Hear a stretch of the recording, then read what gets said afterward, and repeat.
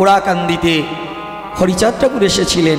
সেই হরিচাঁদ ঠাকুরের পুত্র গুরুচাঁদ ঠাকুর, যিনি নিম্ন জাতির শিক্ষার ব্যবস্থা ওই অঞ্চলে করে দিয়েছিলেন। যে গুরুচাঁদ ঠাকুর শ্রীকৃষ্ণ কলেজ কাশিয়ানির মধ্যে, জায়গাটার নাম কি, রামদিয়া কলেজ, রামদিয়া শ্রীকৃষ্ণ কলেজ, এবং ওপার বাংলায় তৎকালীন সময়ে কিন্তু ভারত বাংলা ভাগাভাগ ছিল না। তখন ওপার বাংলায় পূর্ব পশ্চিমবঙ্গে নদিয়ার মধ্যে বগুড়াতে শ্রীকৃষ্ণ কলেজের নির্দেশটাও কিন্তু আমার গুরুচাঁদ ঠাকুর দিয়েছিলেন। তো ভালো করে জেনে যাবেন, সনাতনী রত্নভাণ্ডার হিসাবে এই বাংলার জননীর গর্ভে এসেছিলেন আমাদের পাশেই নোয়াখালীর মধ্যে ডক্টর রাধা গোবিন্দনাথ। ডক্টর রাধা গোবিন্দনাথ, এই ডক্টর রাধা গোবিন্দনাথ চৈতন্য চরিতামৃতকে ষষ্ঠ খণ্ডে বিভক্ত করে আলোচনা করেছেন। দেখবেন ডক্টর রাধা গোবিন্দনাথের গ্রন্থের উপরে সারা বিশ্বে সনাতন ধর্ম অবলম্বনকারীর এখন গবেষণা চলছে। আর একজন বঙ্গজননীর রত্ন ছিলেন মহামহাপধ্যায় ভাগবত গঙ্গোত্তরী ডক্টর মহানামব্রত ব্রহ্মচারী। আমি দণ্ডবোধ জানাই। শুধু ইনি নন, আরও কিছু বঙ্গজননী উর্বরা মাটিতে আমাদের বাংলার ভূমিতে যে রত্ন ছিলেন, সে রত্নদের জীবন চরিত্র আমরা অনেকেই জানি না। নিম্ন অঞ্চলে জাতাজাতিকে নিঃস্ব করার জন্য, এই হিংসাকে দূরীকরণের জন্য যখন এই বঙ্গজননীতে জাতাজাতি রেশারেশি বর্ণবাদ ছড়িয়ে পড়লেন, মানুষে মানুষে যখন মহাপ্রভু চৈতন্য দেবের যাওয়ার পরেও মহাপ্রভু অনেক চেষ্টা করেছিলেন বটে, কিন্তু মহাপ্রভু যে আইন প্রণয়ন করলেন, সে আইনটাকে এই মূর্খ মানব জাতি অনেকেই মেনে নিতে পারলেন না।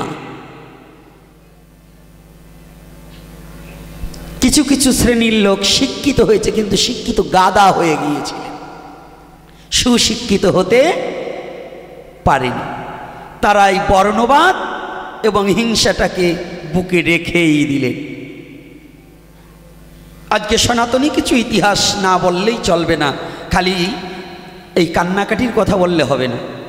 কারণ আজকে দেখছি আমার দুটো রোডেই আমার যুবক বাবারা অতীব ক্লান্ত করে, যাদেরকে পোলাও মাংসের ব্যবস্থা করলে ওরা ছুটে যায় না, পোলাও মাংসের ব্যবস্থা করলে ওরা যাওয়া লোক না, তথাপি ওরা কত মনের বেকুলতা আকুলতা নিয়ে আজকে এই ভাগবতীয় কথা হরিকথা আস্বাদনের জন্য যে ছুটে এসেছে। ওদের হৃদয়ের সেই ঘুমান্ত পিতাকে যদি জাগ্রত না করা যায়, তাহলে এই ব্যর্থতা আমাদের থেকে যাবে।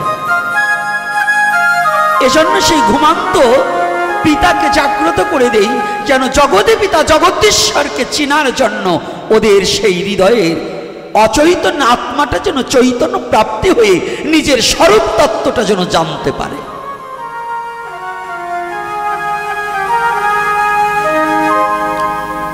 আপনাদের এই অঞ্চলে অনেকে জানেন না, কিছু কিছু অঞ্চল ভিত্তিক খুব দুর্ব্যবহার হতো তখন। জাতাজাতি রেশারেশি, ছোট লোক বড় লোক, হায়ার কাস্ট সিডিল কাস্ট, বর্ণবাদ, এগুলো নিয়ে যখন মাতামাতি, সেই আলোকে একজন ক্ষণজন্মা মহাপুরুষের আবির্ভাব ঘটলেন। তাকে কোনো কোনো সিদ্ধান্ত দিলেন স্বয়ং শিবের অবতার, যে হরিচাঁদ ঠাকুর ওরাকান্দিতে ফরিদপুরে, বৃহত্তম ফরিদপুরে, এখন গোপালগঞ্জ কাশিয়ানী থানার অধীন ওরাকান্দিতে হরিচাঁদ ঠাকুর এসেছিলেন। সেই হরিচাঁদ ঠাকুরের পুত্র গুরুচাঁদ ঠাকুর, যিনি নিম্ন জাতির শিক্ষার ব্যবস্থা ওই অঞ্চলে করে দিয়েছিলেন। যে গুরুচাঁদ ঠাকুর শ্রীকৃষ্ণ কলেজ কাশিয়ানির মধ্যে, জায়গাটার নাম কি, রামদিয়া কলেজ, রামদিয়া শ্রীকৃষ্ণ কলেজ, এবং ওপার বাংলায় তৎকালীন সময়ে কিন্তু ভারত বাংলা ভাগাভাগ ছিল না। তখন ওপার বাংলায় পূর্ব পশ্চিমবঙ্গে নদিয়ার মধ্যে বগুড়াতে শ্রীকৃষ্ণ কলেজের নির্দেশটাও কিন্তু আমার গুরুচাঁদ ঠাকুর দিয়েছিলেন। ভালো করে জেনে যাবেন। এই যে অবহেলিত জাতিকে যিনি শিক্ষার আলো দান করবার নিমিত্তে নিজের কৃতিত্বকে বন্ধ করে দিয়ে তৎকালীন সময়ে খুব অভাব, নমস্যুত জাতির প্রতি খুব নিপীড়ন এবং নির্যাতন হতো। হায়ার কাস্টের বাড়িতে যদি সিডিল কাস্ট যেত তাহলে গোবর ছিটানো হতো। এটা কি বিশ্বাস করেন কি না? ছিল কি না? কথা বলেন না কেন? আপনারাও কি করেন নাকি? তো কথা বলছেন না কেন? আপনারা কথা না বলা মানে কি আপনারাও করেন, তাই তো? তবে এখনকার যুগে এতটা থাকার কথা নয়। সেই আলোকে তিনি একটা মতপথ, যাতে সবাই একত্রিত বসে খেতে পারি, সেই মতটার নাম হচ্ছে মতুয়া মত। মত, মতবাদ, তার নাম কি? মতুয়া।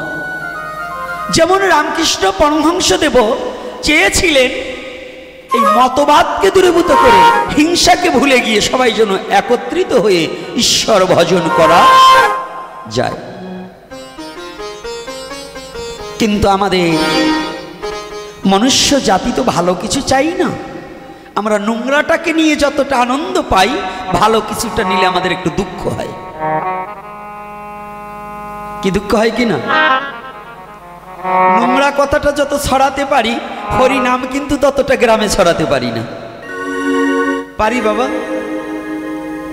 কি মা, পারি? পারি না। তাহলে নোংরা কথাটা এখন বলবেন একজনকে, শুধু যদি আপনার নোংরা কথাটা ছড়াতে হয়, খালি একটা কথা কোনো এক মাকে, যে মায়েরা খালি হরিনাম বাদ দিয়ে খালি ঝগড়া লাগানো কথা বলে আর খালি পান চিবিয়ে বেড়ায়, এরকম আছে না কিছু? ওর কাছে গিয়ে খালি বলে বলবেন এই কথাটা বলবা না তুমি কারো কাছে, এটা কিন্তু বলা যাবে না। ওর কাছে ওই কথাটা বলে খালি একটু হিংস দেবেন, এই কথাটা বলা, আপনি বাড়ি আসার আগে দেখবেন 17 বাড়ি ছড়িয়ে দিয়েছে। তার কাছে গিয়ে বলবে এই খবরদার দিদি, এই কথা কিন্তু বলা যাবে না। ও আবার আর এক দিদিকে বলবে দিদি এই কথা কিন্তু বলা যাবে না। কিন্তু আপনি বাড়ি আসার আগে কত বাড়ি ছড়িয়ে যাবে? আচ্ছা, আপনি গিয়ে বলবেন দিদি প্রতিদিন অন্তত তুই 4 মালা জপ করিস, এটা সবাইকে জপের নির্দেশ দিন। দেখবেন একজনের বাড়ি গিয়েও বলবে না। কি বলবে? কি বাবা বলে? তাহলে আমরা ভালো জিনিস খেতে জানি না। কেন জানি না? আমার শ্রীকৃষ্ণ চৈতন্য মহাপ্রভু, এই মা চোখ বন্ধ করছো কেন? এই ওটিকে ধাক্কা দাও, এই চশমালা মা চোখ বন্ধ করবা না। একেবারে যেগুলো ঘুমাবা পিছিয়ে ঠেলে দেবো, কিন্তু আমার পাঠ শুনতে হলে তাকিয়ে থাকতে হবে, আর চোখ বন্ধ করলে তুলসীর পাতা দেবো। যে কয়টা চোখ বন্ধ করবে তুলসীর পাতা দিয়ে বলবো বলো হরি। খবর আছে কিন্তু। একেবারে পিছন অব্দি, এই মায়েরা বাবারা, যদি আপনার বন্ধু আর কোনো বান্ধবী ঘুমায় একটু জায়গায় রেখে, নাহলে কিন্তু ওটা হরিবোল হয়ে যাবে। প্রকৃত তারাই মরা, কৃষ্ণ কথায় ঘুমায় যারা, ওরাই মরা। কারণ ওরা মনুষ্য দেহ পেয়েও হরি কথায় মনকে ডুবাতে পারলো না, ঘুমিয়ে কাটালো। তাহলে ওরা কি মরা নয়? নির্বোধ তারাই যারা মনুষ্য দেহ প্রাপ্তি হয়ে ভগবত ভজন করল না। মূর্খ তারাই, ডক্টরেট করে মূর্খ সে, যেজন বিদ্বান হয়েও আমার ভগবানের গুণ কথা বলতে জানল না।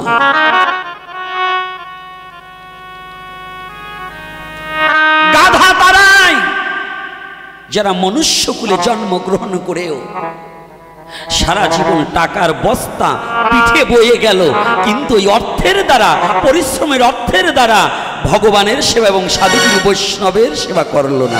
ওরা গাধার নেয়। গাধা যেমন চিনি বয়ে নিল কিন্তু নিজে খেয়ে দেখলো না চিনি তিতো কিংবা মিঠো, তদ্রূপ আমাদের মতো কিছু মূর্খ গর্ধব গাধার মতো লোক আছি যারা সারা জীবন টাকার পিছনে ছুটেছি, বিল্ডিং করেছি, ব্যাংক ব্যালেন্স করেছি, একদিন ভাবিনি ওটাকে আমি নিয়ে যেতে পারবো না, কিন্তু ভগবানের ভক্তের সেবায়, ভগবানের সেবায় কিছু ব্যয় করা উচিত। এরা করে না, ওরাই গাধার নেয়। চিনি বইল কিন্তু খেয়ে কি কথা কষ্ট হচ্ছে নাকি? কষ্ট হচ্ছে মা? এখন না বলতেছ, আবার যখন যে সাধুরে 10 টাকা চাই না সে সময় আর বাইরে না, সেই সময় টাকা জমা করে গহনা কিনবা, তাই তো? কি শাড়ি কিনবা, গহনা কিনবা, সেই সময় সাধুদের জন্য বেরোয় না। কিন্তু যদি সন্ত্রাসী এসে চায়, 20 বার বাবা বলে আরো গোপনে 5 লাখ দিয়েছে, আর সাধুরে বাবা বললে দেয় না। সাধুরা আপনাদের বাবা বলবে তবু সাধুদের দেবে না, ভগবানের সেবায় দেবেন না। আর সন্ত্রাসী এসে শালা বলবে, সে শালা বলছে আপনারা বাবা বলবেন, তারপরেও 5 লাখ দেবেন। একটু চিকন দিলাম, আমার কথাগুলো তো একটু ব্যতিক্রম, একটু শুনুন। তো তৎকালীন সময় এই শ্রীকৃষ্ণ চৈতন্য মহাপ্রভু নির্দেশ দিলেন, সেই নির্দেশটা কি আমরা মানছি? আমরা এত সাধু, এত ভক্ত, এত জ্ঞানীজন, এত পণ্ডিতজন, মহাপ্রভুর নির্দেশ কতজন মানছি বলুন? আজকে দুটো কথা বলবো না, এইখানে আমরা যারা সাধু আছি না, মঠ মন্দিরের সাধু, শতকরা 95 জন মহাপ্রভুর আইন মানছি না। যদিও 5 জন মানে তা ধামে বসবাস করে কিংবা গোপনে আছে, প্রকাশ্যে নয়। আমার মতো সাধুর দ্বারা কাজ হবে না, কারণ আমি একটাও মহাপ্রভুর আইন মানতে পারিনি, আমি পারিনি, এবং আমার দলে যদি কেউ থাকে ও পারে না। যদি বলেন কেন? মহাপ্রভুর নির্দেশ ছিলেন দুটো দিকে। একটা হচ্ছে নিত্যানন্দ আর হরিদাসকে উপলক্ষ করিয়া জগজ্জীবকে বললেন, শুনো শুনো নিত্যানন্দ, শুনো হরিদাস, সর্বত্র আমার কথা করো হে প্রকাশ। কার কথা? কার কথা? আজকে ক্লাস নেব। মহাপ্রভুকে সাক্ষাৎ কলির যুগনায়ক, যুগ অবতার ভগবান শ্রীকৃষ্ণ চৈতন্য মহাপ্রভু।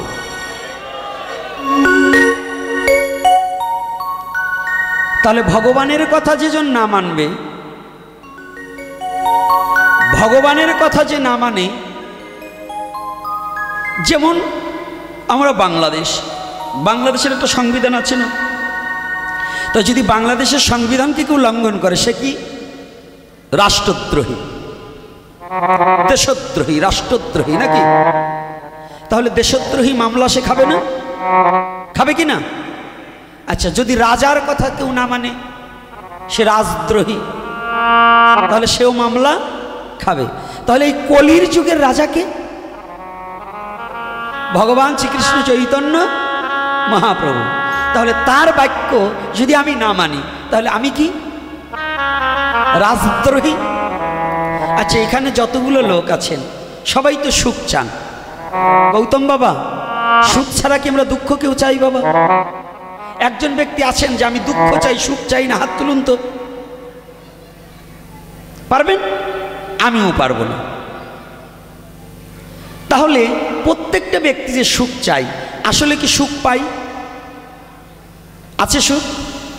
কোটিপতি, একটু দেখুন, কোটিপতি লোক, কোটিপতি, কোটি কোটি টাকা আছে, হয়তো ঘরে দেখবেন তার ছেলে তার কথা শোনে না, নয় স্ত্রী তার কমেন্ট মানে না, কিংবা স্বামী তার কমেন্ট মানে না, কিন্তু ছেলে মাতাল কিংবা স্ত্রী চরিত্রহীনা, কিংবা আজকাল তো চরিত্রহীনা বাইরে যেয়ে হতে হয় না, মোবাইলে হ্যালো হ্যালো হ্যালো, কয়েকদিন পরে চলে গেল। আছে কি না? তাহলে এই অশান্তি যদি ঘরে থাকে, কোটি টাকা থাকলেও কি তার সুখ আছে? কি বাবা আছে? আচ্ছা, যুব সমাজ, কেউ নেশাগ্রস্ত, কেউ প্রেমে পড়ে ধর্মান্তরিত, কি আছে কি না? আচ্ছা, ধর্মান্তরিত হয়ে জীবনে কেউ সুখ পেয়েছে? পেয়েছে? আপনি তাকিয়ে দেখুন, আপনার দেশে, আপনার গ্রামে, আপনার পাশের জেলায় যেগুলো সনাতন ধর্ম ছেড়ে গিয়েছে, ওগুলা নারী হলে পতিতার চেয়ে জীবন খারাপ হয়েছে। পতিতার তবু একটা দাম আছে, তার কাছে যেতে হলে মূল্য দিয়ে যেতে হয়। আর যারা সনাতন ধর্ম ছেড়ে অন্য ধর্ম গ্রহণ করেছে, পতিতার চেয়ে নিকৃষ্ট তার জীবন হয়েছে। রাগ করছেন আমার কথায়? আর হইলেও আমার কিছু আসে যায় না। গত কয়েকদিন আগে ট্রেনে আসতেছি লালমনিরহাট থেকে। আমার এই যে জমকলেরা শনি, এই তিনটেই ছিল। তো এটা আইসে দাড়িও রাখিছে, পা এখানে অ্যাক্সিডেন্ট হয়ে হরিবোল হয়ে গেছে, তা পায়ের দিক তাকানো যায় না। তো প্রথম যখন সালাম দিয়েছে, উত্তরও দিছি, ভাবছি যাক, আমার কাছে হিন্দু মুসলমান বৌদ্ধ খ্রিস্টান কোনো বাছাবাছি নেই, কারণ একজন মুসলমান বিপদে পড়লে আমি সনাতনী হিসেবে আমার কর্তব্য, তিনি মানুষ, তাকে উপকার করা। আমার সনাতন ধর্ম শিক্ষা দিয়েছে মানুষে মানুষে উপকার করবে, মানুষই মানুষের জন্য, নাকি কার জন্য? তাহলে এখানে তো আর হিন্দু মুসলমান লেখা নেই। আসেই বলতেছে, সালাম দিয়ে একটু পরেই বলতেছে, আমি নবমুসলিম হয়েছি, আমার দুটো ছেলে কোরআনের হাফেজ, আমাকে কিছু সাহায্য করেন। 10 টাকা বাইক করে ওরে দেখেছে, এই ওরে দেওয়া যাবে না, কারণ ও তো মুসলিম না, ও নবমুসলিম। নবমুসলিম মানে ও অন্য ধর্ম ছেড়ে ইসলামকে গ্রহণ করেছে। ও আগে ছিল নিশ্চয়ই বাটপার নয়, হারামজাদা নয়, চরিত্রহীনা। তাই কোনো ধর্মে জায়গা না পেয়ে লাস্টে দেখছে যে আমি যদি এই এক পথ অবলম্বন না করি তাহলে আমার নাতি খেতে খেতে জীবন যাবে, তাহলে এইবার কি ভিক্ষা বাড়াবার জন্য। অর্থাৎ মুসলমানরা, ধর্মপ্রাণ মুসলমান যারা, তাদের হৃদয়ে অনেক ভালো। তারা কি করে, যদি শোনে যে একজন ব্যক্তি অসহায় আছে, তাকে দান করে। আর যদি কিছু লোক শোনে যে নবমুসলিম, তাহলে বেশি করে দান করে। তো এই দানের টাকায় পরিশ্রম করে না খাইয়ে অলসতাভাবে খাবার জন্য ও ধর্ম ত্যাগ করছে। তাহলে এই হারামজাদার জন্য 1 টাকা আমার ব্যয় করা আর অপরাধ হবে, এইটা টাকা দেওয়া যাবে না। ওর 10 টাকা বাইর করেও ফেরত রাখছে। কথাটা বুঝতে পেরেছেন কি? আমার কথা কষ্ট হচ্ছে নাকি? শুধু আমি নয়, আপনাদেরও এইটা করতে হবে। একজন মুসলমান অসুস্থ হলে কাঁধে করে তাকে হসপিটালে নেবেন। একজন খ্রিস্টান যদি অসুস্থ হয়, কাঁধে করে আপনি হসপিটালে নেবেন। রক্ত, ক্লেশ, মল মূত্র যা থাকুক আপনি পরিষ্কার করে আসবেন, ভগবান আপনার জন্য বৈকুণ্ঠের দরজা খুলে রাখবে, কোনো ভয় নেই। অথচ যেজন সনাতন ধর্মে জন্মগ্রহণ করে সেই ধর্মকে পরিত্যাগ করেছে, তাকে যদি কাঁধে নেওয়ার পরে আপনি জানেন যে ও কাঁধে উঠছে, এইটা ধর্ম ত্যাগ করছে, ওইটা সাথে সাথে ফেলাই দেবেন, এমনভাবে ফেলাবেন জানার উঠে দাঁড়াবার না পারে। কথাটা বোঝা যাচ্ছে? হ্যাঁ যুব সমাজ, শোনা যায়? তাহলে কি করতে হবে? আরো কাঁধের দিয়ে ফেলে দিতে হবে, কারণ ও বেঈমান। ও সৃষ্টিকর্তার সাথে বেঈমানি করছে, জাতির সাথে বেঈমানি করছে, ওর মা বাবার সাথে বেঈমানি করছে, তাহলে ওর রক্তের সাথে বেঈমানি করছে, ওর সমাজের সাথে বেঈমানি করছে, ও বেঈমান। ওকে কি বলা চলে? জাতীয় বেঈমান। এই জাতীয় বেঈমানের কোনো ধর্ম থাকতে পারে না। এজন্য ও কিন্তু আপনার জন্য কোনো প্রার্থনা জানাবে না। অথচ একজন ধর্মপ্রাণ মুসলমান, আপনি 10 টাকা দান করলে অন্তত তার সৃষ্টিকর্তার সাথে 2 হাত তুলে একটু মোনাজাত করবে, করবে না? কিন্তু ও করবে না, ওই বাটপারে করবে না, ও আপনার কাছ থেকে নেবে। এই জন্য এটা করা যাবে না। তাহলে ভালো করে একটু বুঝবেন। তাহলে এই যে আমরাও কিন্তু বেঈমান হয়ে গেছি। আমরা সুখ চাচ্ছি, কিন্তু সুখ কি পাচ্ছি? কোটি টাকা থাকলে কি সুখ হয়? মার্বেল পাথরের ঘরে শুলে কি সুখ হয়? এসিতে শুয়েছি, বহিরঙ্গের তাপটাকে জুড়ালো, কিন্তু যদি কারো অন্তরে তাপ থেকে থাকে, এই অন্তরের তাপটাকে জুড়াইবার নিমিত্তে কি কোনো এসির বাতাসে হবে? কোনো ফ্যানের বাতাসে হবে? ওই যে কি যেন এয়ার কুল না কি কয়, এয়ার কুলার, ওই যে ভালো বুইরেটার ভালো মনে থাকে, আমাকে মনে থাকে। তো এয়ার কুলার তার বাতাসে হবে? হবে না। তাহলে এই শান্তি পেতে হলে কি করতে হবে? খালি নাম করলে কাজ হবে না। নাম করলাম, শয়তানি বুদ্ধি ছাড়লাম না, নামে কি হবে? কিরে বাবা, আমি এখন এই যে লিবাসদারি সাধু হয়েছি, আমি পরের টাকা চুরি করার জন্য, পরের টাকা কৌশলে মেরে খাওয়ার জন্য, আমি ধর্মের নামে অধর্ম করে ওই বন্যাত্মদের দেওয়ার কথা বলে টাকা 1 কোটি জোগাড় করে ব্যাংক ব্যালেন্স করেছিলাম, তাহলে ও 50,000 খরচ করলাম আর টাকা মেরে দিলাম, তাহলে আমি বড় সাধু না? কি আমি সাধু না? ভণ্ড সাধু। যাক যাক, ভণ্ড না, ভণ্ড বললে ভুল হয়। ভণ্ড মানে যার ভালো ভাণ্ড, তিনিই তো ভণ্ড। যাক, কথাটা একটু ভালো করে খেয়াল রাখবেন। তাহলে আমরা সুখ পাচ্ছি না। কেন সুখ পাচ্ছি না? আমাদের গোড়ায় গলদ আছে। গোড়ায় গলদ কি? আমার বাবারা বলছে নাম করলেই সুখ হয়, কিন্তু নাম করলেই সুখ পাওয়া যায় না। সুখটা আলাদা বিষয়বস্তু। সুখ কখনো দেহ দিয়ে অনুভূতির জগতে নয়, সুখ হচ্ছে আত্মার জগৎ দিয়ে অনুভূতির জগতে নিতে হয়। সুখ কি দেহে হয়? সুখটা কোথায়?